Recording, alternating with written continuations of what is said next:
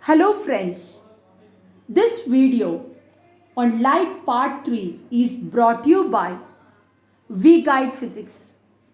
We Guide Physics Light part 3 class 10 Science. In this video I am explaining about refraction of light, laws of refraction and refraction through a glass slab. What is called a refraction? The bending of light rays when the light passes obliquely from one medium to another medium. For example, if you are taking a glass filled with water, insert a pen. You can see that the pen appears to bend. Actually, the pen has no bending. Then it appears like that because the light is traveling from one medium to another medium. That means from air to water. Take a spoon, dip in water. It appears disjoint. Put a coin inside the beaker. We can see that the coin appears to be raised. The actual distance of the coin is not like what we feel.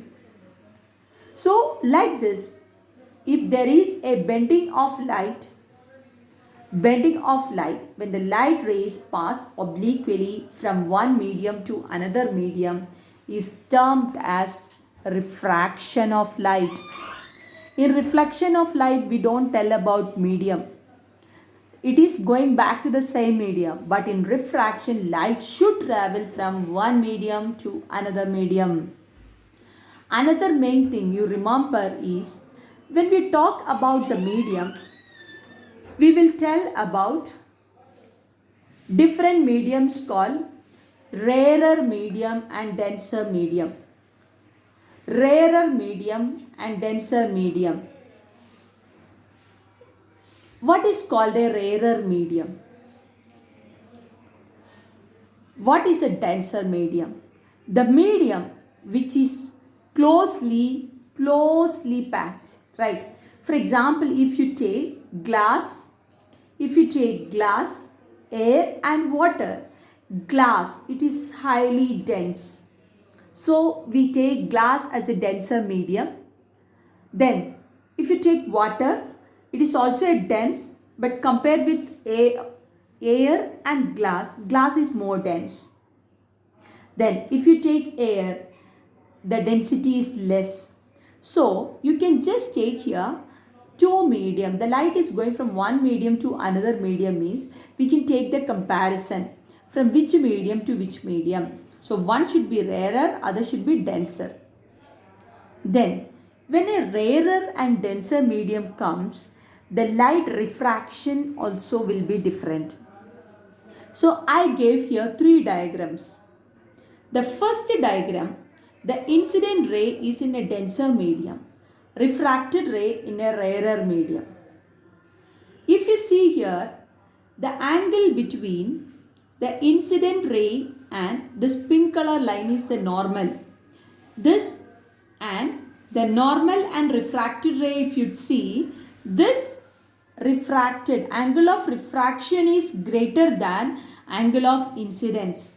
So I can tell that the light is traveling from denser to rarer medium. Refracted ray bends away from the normal. It means angle of refraction is coming more. This is called a normal incidence. If the light ray is coming normal, refracted ray also will be normal. But if the light ray is traveling from a rarer medium to a denser medium, say for example, it is from air to glass. If it comes, air is a rarer medium and this dense glass is a denser medium. You can see that refracted ray bends towards the normal.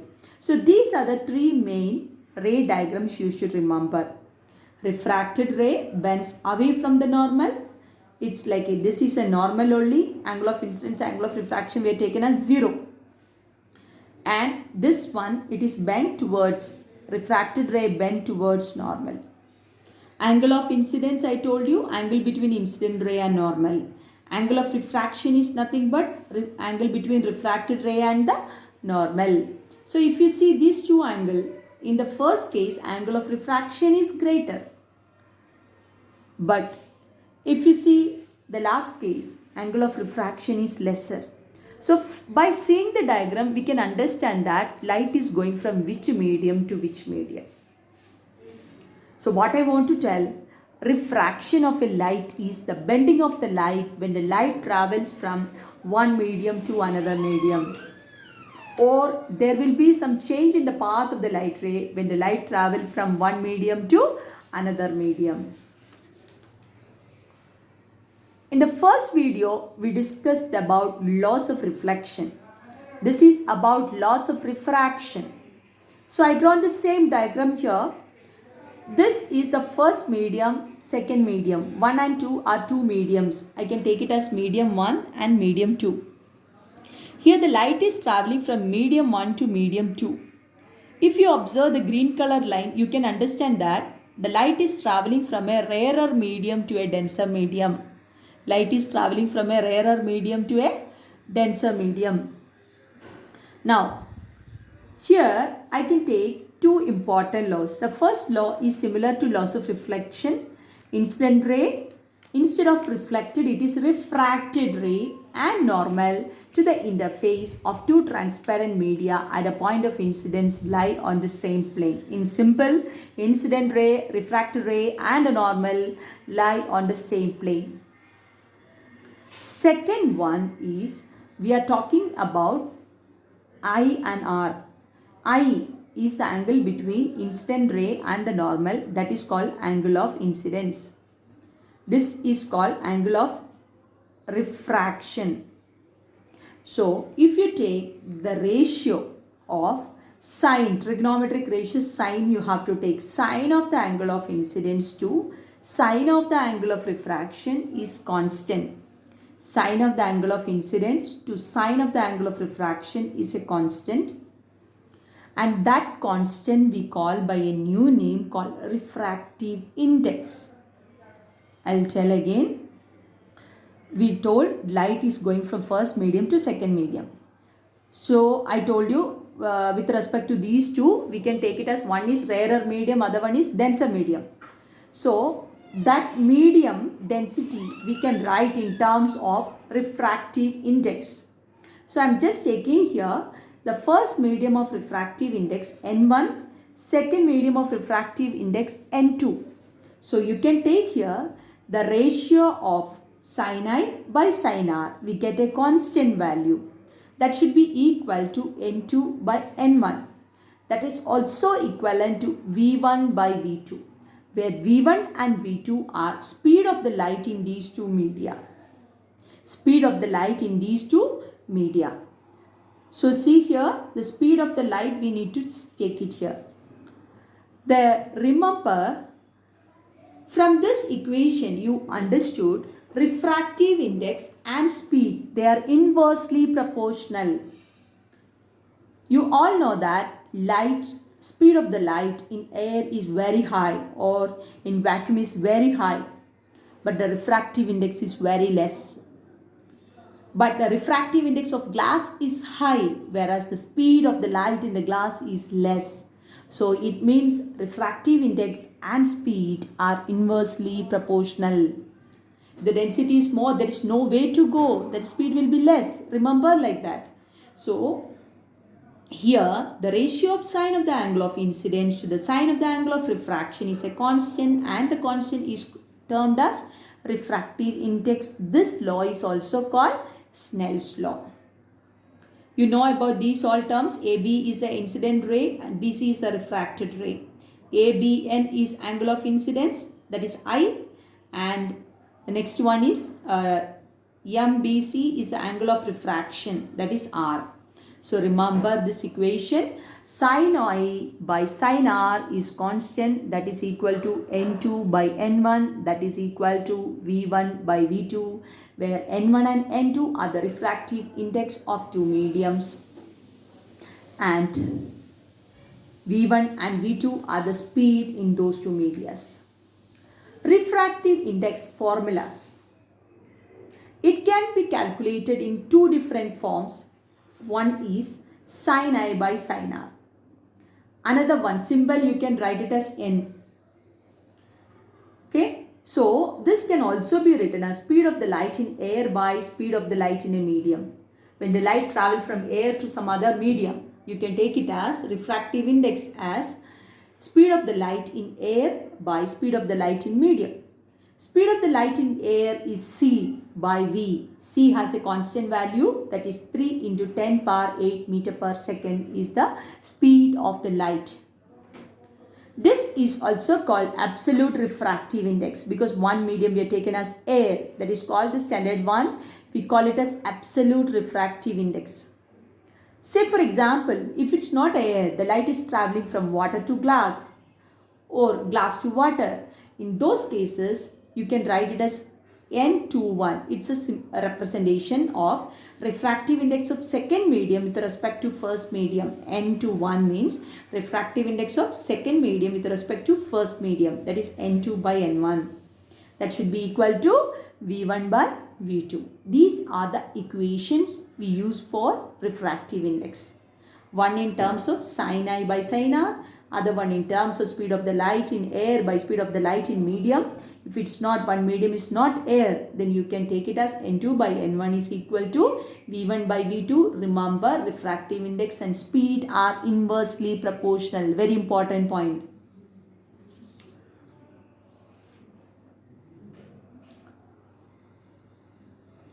Next is a refraction through a glass slab. This is a glass slab. This pink color one is a glass slab. Okay. And in this glass slab, a light ray is incident. Green color line is the incident ray. It is getting refracted. See the diagram I marked so clearly here. The light ray is going from air to glass medium. Refracted ray bending towards normal. And reaches to the second surface. And it is going from glass to air in the second case. Here it is glass. So in the second case it is moving from glass to air. So refracted ray bends away from the normal. I'll explain. AB is incident ray, BC is refracted ray, CD is the emergent ray. AB going into a second medium of denser medium. So refracted ray BC is going towards normal. Then BC is incidenting on this interface C. It is going from glass to air. So in that case you see refracted ray bends away from the normal. If you see the incident ray and the emergent ray, they are not in the same line. They got this much difference. I extended this green color line back. So if you see these two, they are parallel but they are not in the same line. So this much shift is happened. This much shift is happened. So this is called lateral shift. But I can prove that angle of incidence is equal to angle of emergence. You can call this angle as angle of emergence. Actually it is angle of refraction of the second case, but you can call it as like another name called emergence. What I am going to do it is, I am applying the Snell's law for the first interface and the second interface. First interface it is moving from first medium to second medium. So I am using N2 by N1 sin I1 by sin R1, equation number 1. Then when this light ray is incidenting on the second interface and it is getting refracted, the light is going from second medium to first medium, right? This will be N2 and this will be N1. So it is going from second medium to first medium. So I can take refractive index of first medium with respect to second medium, that is N1 by N2. That should be equal to sin I2 by sin R2. Here you remember these two red color lines, they are parallel. This is the transversal. So it means that R1 and this I2, they both are alternate interior angles. They are same. So I can take it as R1. So R1 and I2 are alternate interior angles. Okay. Next step what I did is, if you just multiply these two equations, same terms are getting cancelled. This n2 cancel, n1 cancel. Sin R1 and sin I2 getting cancelled. So I'll get an equation, sin I1 is equal to sin R2, or sin I1 is angle of incidence, sin R2, or I1 is angle of incidence and R2 is the angle of emergence. This is your R2. So I can conclude that angle of incidence is equal to angle of emergence. So here this is like a diagram they are given. In this, two main things you remember. This emergent ray is getting shifted because due to refraction is getting shifted, but angle of incidence is equal to angle of emergence.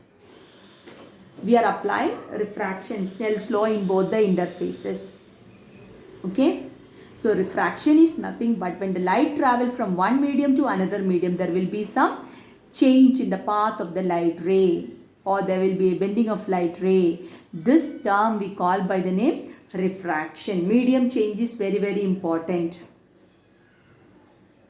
Thank you. Subscribe and share the videos of class 1 to class 12. Boards, Foundation, NEET and JEE by Team V Guide Physics.